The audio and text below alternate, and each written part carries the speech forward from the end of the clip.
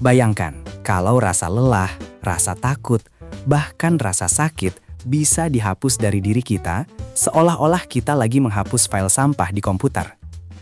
Selama puluhan tahun, militer Amerika Serikat mengejar satu ambisi yang tadinya cuma ada di film Captain America, menghapus kelemahan manusia dari medan perang. Mereka nggak lagi cuma pusing mikirin gimana bikin tank yang lebih kuat atau rudal yang lebih cepat. Mereka fokus ke satu hal yang jauh lebih intim, tubuh prajurit itu sendiri. Ini bukan sekedar teori konspirasi internet. Kita lagi ngomongin miliaran dolar yang mengalir ke lab-lab DARPA. Tujuannya, menciptakan pasukan yang nggak butuh tidur, nggak kenal menyerah, dan bisa pulih dari luka parah dalam hitungan jam.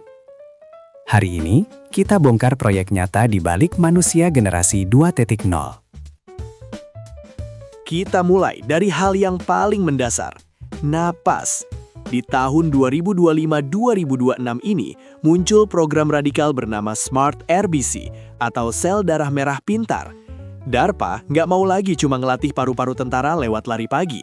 Mereka langsung meretas sel darahnya. Ilmuwan di sana menyuntikkan sirkuit biologi sintetis ke dalam darah. Gunanya, supaya sel darah ini bisa memeras oksigen berkali-kali lipat lebih efisien. Jadi, pasukan khusus bisa lari di ketinggian 5.000 meter, tempat di mana orang biasa bakal pingsan karena kekurangan oksigen dengan santai, seolah mereka lagi jalan-jalan di mall. Tapi, stamina fisik aja nggak cukup kalau otaknya ngantuk. Makanya ada program AWARE. Lupakan kopi atau doping yang bikin jantung berdebar. Mereka pakai pharmaceuticals. Jadi, ada obat yang disuntikan ke tubuh. Tapi obat itu baru bangun kalau ditembak pakai cahaya tertentu. Prajurit bisa tetap melek, fokus, dan tajam selama 72 jam non-stop. Dan begitu misi selesai, tinggal dimatikan saklarnya. Dan mereka bisa tidur nyenyak tanpa trauma saras. Gila kan? Di balik proyek AWARE, para peneliti fokus pada satu zat spesifik, Photo-switchable melatonin analogs atau photopharmacological melatonin ligands. Sederhananya, ini adalah obat tidur atau obat bangun yang bisa diaktifkan cuma dengan tembakan cahaya inframerah ke mata atau kulit. Nah, kapan ini bakal dipakai? Militer AS menargetkan operasional penuh di tahun 2027-2030. Unit yang paling depan mengantre adalah JSOC, Joint Special Operations Command. Pikirkan Delta Force atau SEAL Team 6. Kenapa? Karena mereka butuh dark mission selama 3-4 hari berturut-turut di wilayah musuh tanpa kehilangan akurasi tembakan sedikit pun. Mereka nggak butuh lagi pervitin atau modafinil yang bikin halusinasi. Mereka butuh kontrol penuh. Mungkin kalian ingat proyek Talos yang sering dijuluki baju Iron Man-nya militer. Proyek itu sempat dianggap gagal karena baterainya keberatan. Tapi militer AS nggak menyerah. Dari kegagalan itu lahir Warrior Web. Bedanya, ini bukan robot kaku yang berisik. Warrior Web itu kayak pakaian dalam atau legging super canggih yang dipakai di balik seragam. Isinya adalah sensor pintar yang tahu kapan otot kamu butuh bantuan. Efeknya kayak punya kekuatan super yang tersembunyi. Beban tas 50 kg yang biasanya bikin pinggang remuk bakal terasa cuma kayak 10 kg. Ini memungkinkan manusia biasa berubah jadi mesin logistik yang bisa jalan puluhan kilometer tanpa pegal sedikit pun. Kita bukan lagi pakai mesin, kita sedang menyatu dengan mesin. Warrior Web bukan lagi prototipe kasar. Teknologi ini sudah masuk tahap uji lapangan oleh US Army Kinetic Soldier System Center. Namanya sekarang lebih dikenal sebagai HULC, Human Universal Load Carrier, yang sudah disederhanakan. Tapi mereka nggak kasih ini ke semua tentara dulu. Kemungkinan prioritasnya adalah Heavy Weapon Squad di Infanteri dan Marine Expeditionary Units, MEU. Bayangkan, seorang marinir membawa senapan mesin berat dan amunisi ratusan butir, tapi bisa berlari secepat pelari jarak pendek. Itu targetnya. Tapi, apa gunanya otot baja dan napas tanpa batas kalau satu peluru tetap bisa menghentikan segalanya? Disinilah proyek paling ambisius DARPA bermain, Better Bioelectronics for Tissue Regeneration. Selama ini, kalau tentara terluka parah di medan perang, pilihannya cuma dua, operasi rumit atau amputasi.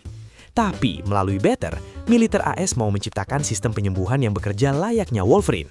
Mereka mengembangkan perangkat bioelektronik sensoris yang bisa dipasang langsung pada luka. Alat ini bukan cuma perban biasa, ia berkomunikasi langsung dengan sistem saraf dan stem cells untuk memicu regenerasi jaringan secara instan. Jika ada infeksi atau jaringan yang mati, alat ini akan menembakkan sinyal elektrik mikro untuk merangsang stem cells agar bekerja 5 kali lebih cepat dari biasanya. Luka yang biasanya menyebabkan cacat permanen atau amputasi, seperti luka ledakan IED yang menghancurkan otot dan saraf besar, bisa dipulihkan dalam hitungan hari atau bahkan jam, yang biasanya butuh berbulan-bulan buat sembuh. Ini bukan lagi soal mengobati luka. Ini adalah upaya untuk memberikan kemampuan regenerasi aktif agar prajurit bisa kembali ke garis depan secepat mungkin. Kita sedang melihat lahirnya senjata yang tidak bisa rusak. Saat ini, BETER berada pada fase clinical prototype. DARPA telah memberikan kontrak kepada konsorsium universitas besar seperti University of Michigan dan Northwestern untuk menguji sistem ini pada model jaringan hidup kompleks. Belum ada roll-out pesat ke seluruh angkatan darat. Namun, laporan internal menunjukkan perangkat ini sudah masuk tahap pilot testing terbatas pada unit medis militer di Walter Reed National Military Medical Center.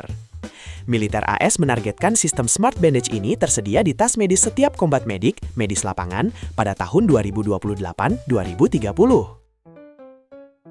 Nah, ini bagian yang paling bikin merinding. Program Safe Genes. Secara resmi, DARPA bilang ini cuma buat perlindungan dari senjata biologis musuh.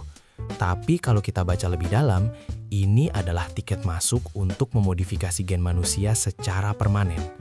Mereka meneliti gen EPAE1 buat oksigen dan MSTN buat massa otot tanpa batas. Bukan lagi juga eksperimen di tikus lab, tapi sudah jadi cetak biru buat apa yang mereka sebut keunggulan biologis. Mereka ingin mengunci DNA prajurit supaya nggak bisa diserang virus musuh. Tapi di saat yang sama, mereka membuka pintu untuk meningkatkan spek manusia jauh di atas normal. Ini bukan lagi soal latihan di lapangan. Ini soal modifikasi langsung dari dalam sel. Nama teknologinya adalah Anti-CRISPR Proteins. DARPA takut kalau musuh seperti Cina atau Rusia menyebarkan virus yang bisa mengedit gen tentara AS di tengah perang. Jadi, Safe Genes adalah antivirus untuk DNA. Statusnya saat ini masih di level laboratorium tingkat tinggi BSL-4. Tapi, bocoran dokumen menunjukkan mereka sudah mulai simulasi pada unit CBRN, Chemical, Biological, Radiological, and Nuclear. Mereka ingin memastikan kalau terjadi perang biologis, tentara AS adalah satu-satunya manusia di bumi yang DNA-nya nggak bisa ditembus. Program-program ini nyata, anggarannya ada, dan teknologinya sudah siap. Tapi pertanyaannya tetap menyelimuti kita. Kalau kita hapus rasa takut, lelah, dan rasa sakit dari diri seseorang, apa mereka masih bisa disebut manusia murni? Kita mungkin akan punya prajurit yang gak bisa kalah, tapi kita mungkin juga kehilangan sosok pahlawan yang punya empati. Amerika Serikat gak sendirian, semua negara besar lagi balapan buat menang dalam evolusi paksa ini. Selamat datang di masa depan, di mana peperangan gak lagi ditentukan oleh siapa yang punya peluru terbanyak, tapi siapa yang punya kode genetik paling sempurna. Menurut kalian, apakah ini kemajuan atau awal dari akhir kemanusiaan kita?